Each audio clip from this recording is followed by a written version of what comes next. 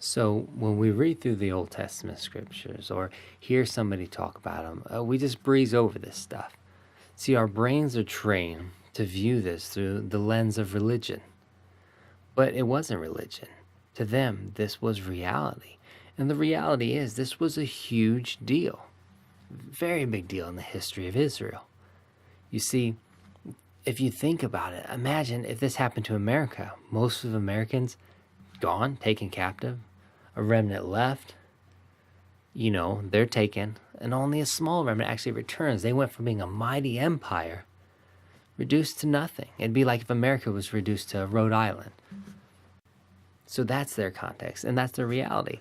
So when this remnant comes out of Babylon, becomes known as the Jews, they're still living under Persian oppression and infiltration. Then they get the Greeks over them and Greek infiltration into their thinking. Alexander dies, his land is split up between his generals, but they're still living under one of those regimes. And this guy is evil. The family's evil, and it causes them to have the Maccabean revolt. And they do earn their freedom for a time period. They're probably thinking that was the Messiah, this is happening, we got our freedom. And then these guys show up on the scene. So now they're living under the oppression of the Romans. See, this isn't just a lecture I'm trying to give you. I want you to really view this through their lens and see it as if you're living it. Try and feel this. Try and imagine being there. Now, we know that God told them in Deuteronomy 28 that he was going to scatter them to the furthest parts under heaven, and he did. In fact, the house of Israel is gone, cut out of covenant. The house of Judah did get taken, but a remnant returned, become known as the Jews, but now they're constantly living under oppression, and that's scary. Really think about it if that was you. But he didn't leave Israel without hope. See, in Deuteronomy 30, he says, this stuff's going to happen. I'm going to bring this back to your mind at some point. You're going to return to me and obey me. Obey these commands that I'm giving you on this day. He says, I'm going to regather you, restore you from captivity, gather you again from all the nations where I've scattered you, from the furthest parts under heaven. And I'm going to restore you to the land, bless you, and multiply you more than your fathers. Now, this isn't just for the Jews. This is for all of Israel, the whole house of Jacob, all 12 tribes.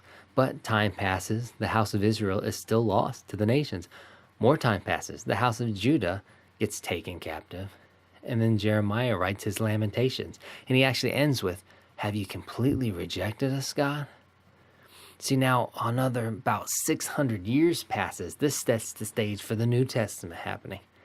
They're in discouragement. There's some who probably just don't believe God isn't going to come through. He forgot about us. The Jews are living under oppression. Again, the reality is that would be a scary thing.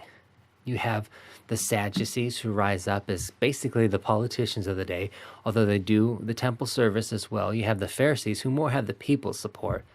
But they're so religious. In a good way, they try to overdo God's laws to earn his favor again, because breaking God's law got them in trouble, but they added so many more things and it became religious.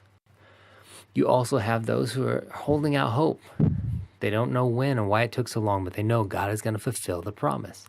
Again, this is not just religion to them. This isn't religious theory. This is reality. This is the life that they're living.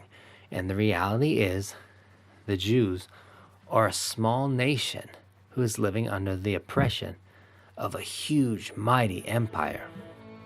And you see, unless God fulfills those promises, unless he brings back the whole house of Jacob, all of Israel, the lost 10 tribes, those of Judah who are still in Babylon, unless he brings them all back, this small people group doesn't have a chance of defeating the Roman Empire.